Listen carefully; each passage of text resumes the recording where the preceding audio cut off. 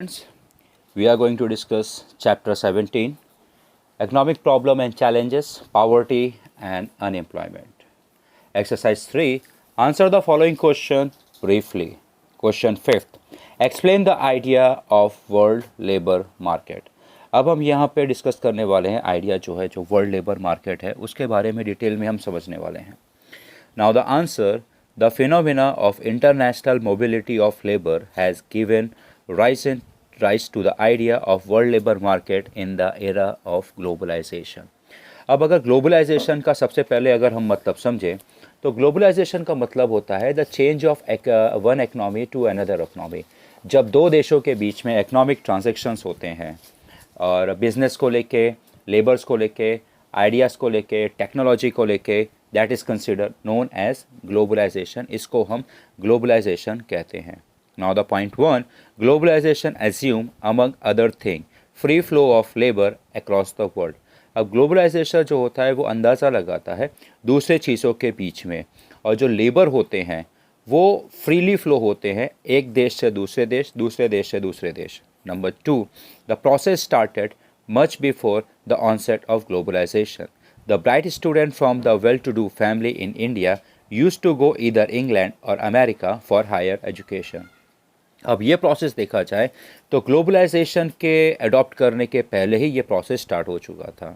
और अब जो इसमें जो ब्राइट स्टूडेंट, जो बहुत ही होनहार स्टूडेंट्स होते हैं, विद्यार्थी होते हैं और जो अच्छी फैमिली से बिलोंग करते हैं, रिच फैमिली से बिलोंग करते हैं, वो मोस्टली ऑफ प्रीफर करते हैं कि वो इंग्लैंड या अमेरिका, अब अगर देखा जाए तो जर्मनी, फ्रांस, ऐसे देश जाना पसंद करते हैं. कनाडा भी इसमें एक देश इंक्लूडेड है.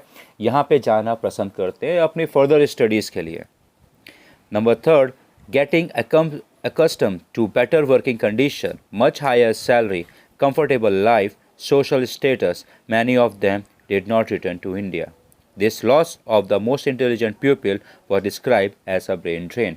अब यहाँ पे काफ़ी सारे स्टूडेंट्स जो होते हैं जब वो दूसरे विदेशों में जाते हैं वहाँ पर की जो लाइफस्टाइल होती है, सेकेंड थिंग देखा जाए कंपैरिजन टू द इंडिया, उनको बहुत ज़्यादा सैलरी मिलती है, जो उनका समाज में जो स्टेटस होता है वो भी अच्छा हो जाता है. तो ये सब चीज़ को देखते हुए वो इंडिया वापस आना पसंद नहीं करते हैं. सो इस तरीके से देखा जाए हमारे देश का जो ब्रेन है वो पूरी तरीके से देखा जाए दूसरे देश वाले इस्तेमाल करते हैं अपने देश के डेवलपमेंट के लिए. इसी टर्म को हम ब्रेन ड्रेन कहते हैं.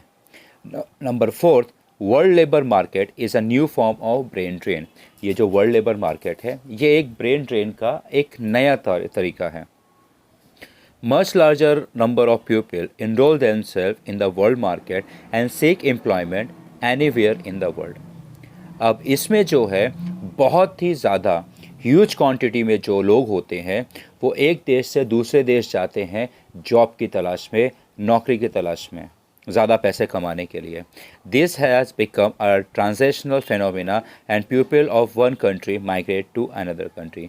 अब एक ये देखा जाए तो ट्रांसनेशनल यानी एक देश से दूसरे देश से जाना, ये एक देखा जाए तो एक ये रीत बन गया है, रिवाज बन गया है, एक देश से दूसरे देश माइग्रेट होना. माइग्रेट का मतलब होता है कामकाज के सिलसिले में सेटल होने के लिए एक देश छोड़ के दूसरे देश में जाके सेटल्ड हो जाना. Thus, world has become a single market for employer to select their prospective employees from anywhere in the world. अब इस तरह से देखा जाए पूरी दुनिया में कहीं पर के भी लोग जो बड़े बड़े इंडस्ट्रियलिस्ट होते हैं, कॉरपोरेट वाले होते हैं, वो अपने हिसाब से कैंडिडेट को चुनते हैं, अपनी रिक्वायरमेंट के हिसाब से, अपनी सैलरी के हिसाब से वो दुनिया में किसी भी देश से कैंडिडेट को पिक करते हैं और अपने यहाँ पे उनको काम पे प्लेस कर देते हैं. Those seeking employment are willing to serve employers anywhere in the world.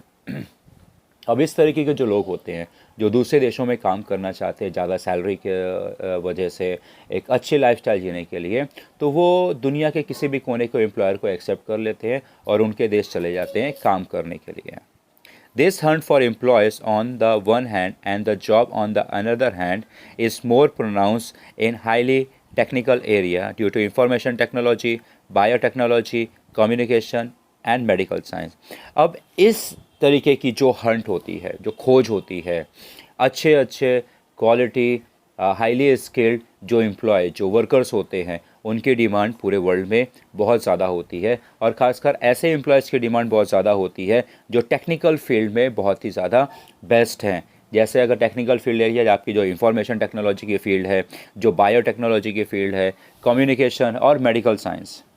Now number 5, India is among the loser countries in the world labour market. अब इस नज़र से अगर देखा जाए, वर्ल्ड लेबर मार्केट के नज़र से अगर हम देखा जाए, इंडिया के अंदर बहुत सारे लोग हैं जो दूसरे देशों में जाके काम करते हैं। अपने देश में उनको वो सैलरी, वो टेक्नोलॉजी या वो ऐसी प्लेस नहीं मिल पाती है जिसमें वो अपने हुनर का इस्तेमाल करें, जिसकी वजह से वो दूसरे देशों में जाके काम करना पसंद करते हैं। However, the remittance of the foreign exchange by the NRIs add to the country's foreign exchange reserve। लेकिन अगर इसके साथ में अगर देखा जाए तो जो लोग दूसरे देश में काम करने जाते हैं, वहाँ पर से जो पैसा कमा के जो इंडिया भेजते हैं, ये हमारे देश की इकनॉमी के लिए बहुत ज़्यादा फ़ायदेमंद होता है। इससे हमारे देश का फॉरेन रिजर्व इंक्रीज़ होता है। ऑलराइट स्टूडेंट्स, इस चैप्टर के भी रिमेनिंग क्वेश्चन जो टेक्स्ट बुक में जो मेंशन है, उनको भी मैंने डीपली एक्सप्लेन किया हुआ है हिंदी लैंग्वेज में और इंग्लिश लैंग्वेज में। आपको अपना जो डिज़ायर क्वेश्चन आंसर जो समझना है, उसके लिंक मैंने मेरे डिस्क्रिप्शन बॉक्स में दे दी है। आप वहाँ पर से जाके पर्टिकुलर क्वेश्चंस को जो भी आपको समझना है, आप समझ सकते हैं।